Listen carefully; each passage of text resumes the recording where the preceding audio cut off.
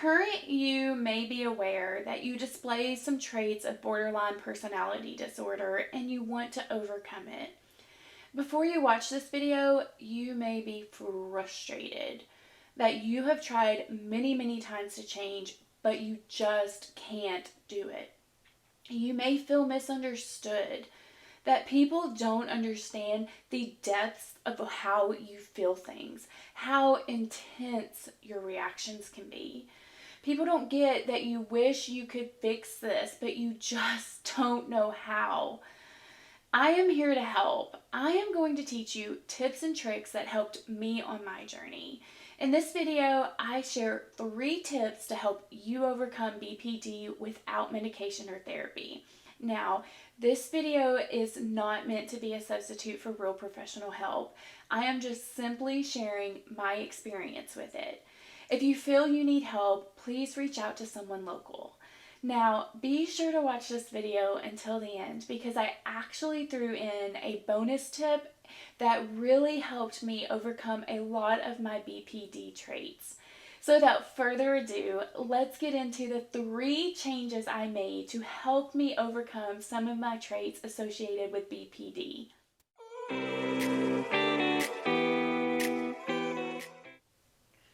Overcoming the challenges associated with borderline personality disorder or BPD can be extremely hard.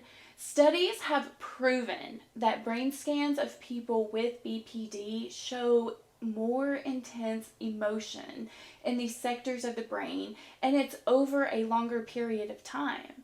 So it means someone with BPD feels more intensely and suffers more immensely when negatively affected. And honestly, if you don't have the experience of having BPD, you can never truly understand the depths of that the emotions can go.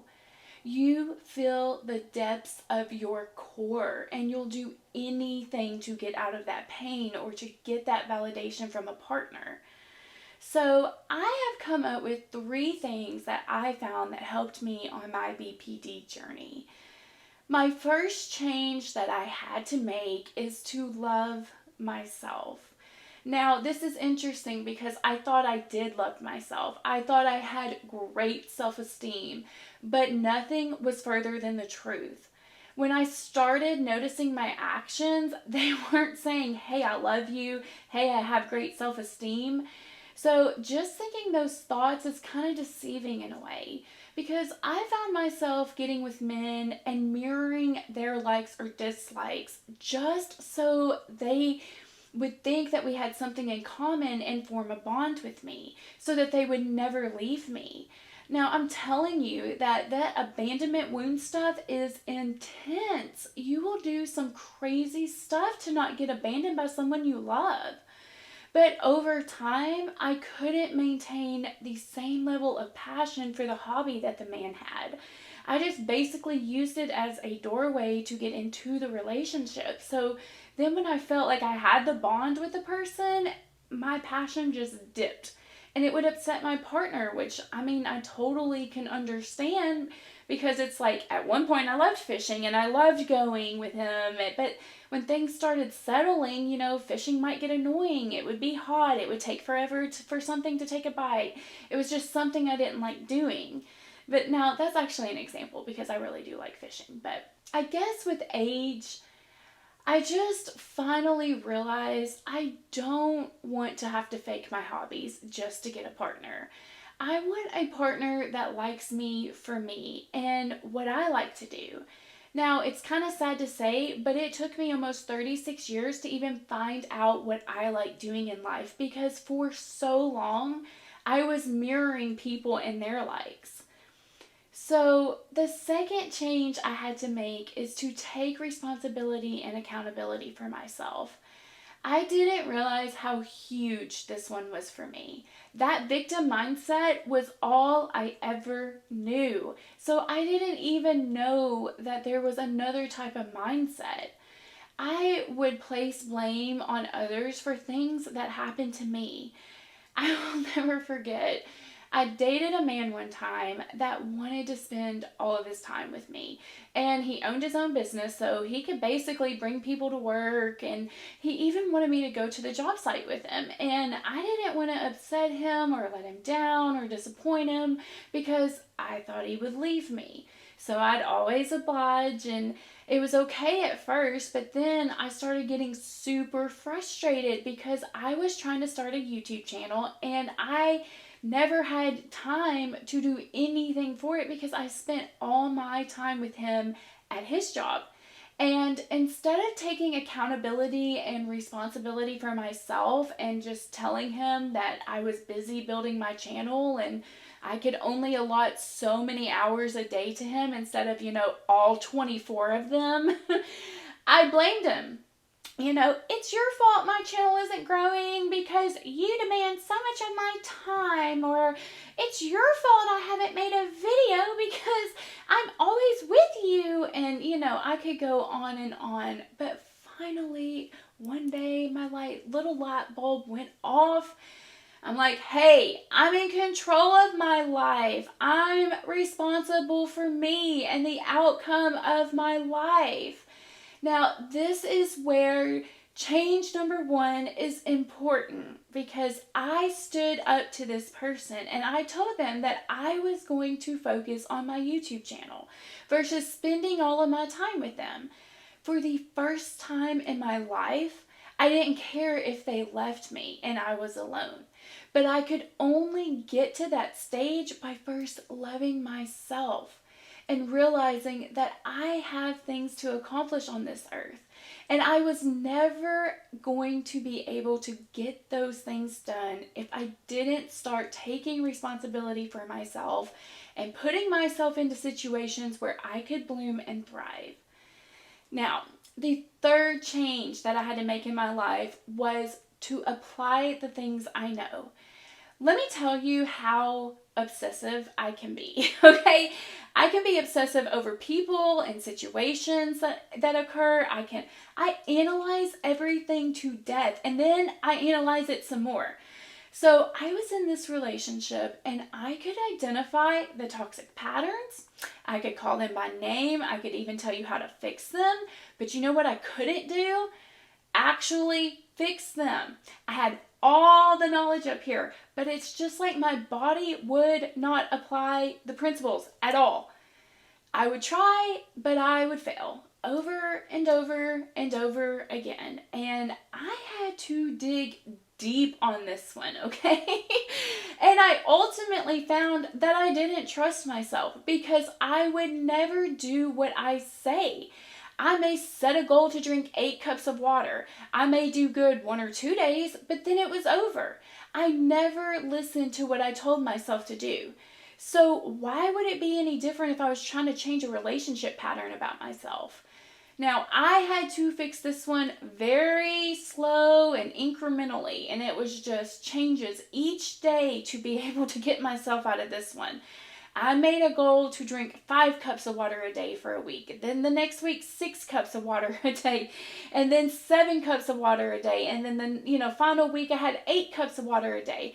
I had to listen to myself no matter what and build up each week. I had to trust myself that if I said I was going to drink 5 cups of water a day, it got done. If I put something on my to-do list, then it was going to be completed. No exceptions, because I was not going to let myself down. And that again is why change number 1 is so important. I began to love myself so much that I wouldn't let myself down. I would stand up for what I believe in, even if it meant getting abandoned or rejected. And I would trust myself that if I said something was going to get done, it would. It's not only a mindset shift where you can just believe things get done. It's an action shift too, where you actually do get things done. Now, those are the 3 things that I found to have significantly helped me take control of my life and stop self-sabotaging it. But I am going to offer bonus number 4. And this is a bonus because you really can't do this on your own. So I didn't want to include it in the list of things that you can change about yourself. But this tip did help me significantly. So bonus number 4 is being in a secure relationship. As crazy as this sounds, being in a relationship where I couldn't make the man jealous changed me. I often did things to provoke a reaction out of my partner because I used that reaction as validation that he cared about me. After all, he would get mad or upset, and if he didn't love me, why would he be getting those emotions? So imagine when I got into a relationship with a man and he didn't react to anything I tried that would provoke him. He didn't make a reaction. He just stayed calm and continued to love me. By him doing this, it made me realize that my acting out and my temper tantrums, for lack of a better word, was only hurting myself. I remember I acted out one time and he just sat there the whole time, and eventually I just ran out of steam and calmed down. I was so used to seeing someone react to help keep the fire fueled. And, also I realized if I keep doing these things that try to make him jealous, then I'm gonna lose a good man. And that just didn't make sense to me. So being with a calm man ended up calming me down a lot in a lot of ways. I realized I wasn't going to be abandoned, and if I ever was going to be abandoned, then I have enough love for myself and responsibility and accountability to know that I can handle a breakup. It's not going to be the end of the world or some catastrophic thing that I cannot survive. I think a lot of BPD comes from mistrust from our parents. It's when we were younger as a child, we could not trust our parents to consistently meet our emotional needs. And as a child, you cannot be responsible for your well-being. We're dependent on our parents or caretakers. But as adults, we are empowered. We do have control of getting our needs met with the decisions that we make. So I encourage you to make time to love yourself. Do things that you say you will do so that you can trust yourself. Take responsibility and accountability for your life. Don't blame others. Become aware of patterns and beliefs in your life. Identify these patterns and beliefs, and then do something to create a system to change these patterns or beliefs. You are strong, my dear. If you are battling with BPD or you have a loved one who suffers with BPD, then I know you are strong, because BPD ain't for the faint of heart. But there are ways to heal. So comment below and let me know your experiences with BPD. What techniques have you or a loved one used to help heal your BPD? In my next video, we will discuss BPD in greater detail and look at some signs that you or someone you may love may have borderline personality disorder or BPD. I look forward to seeing y'all in the next one. Mwah!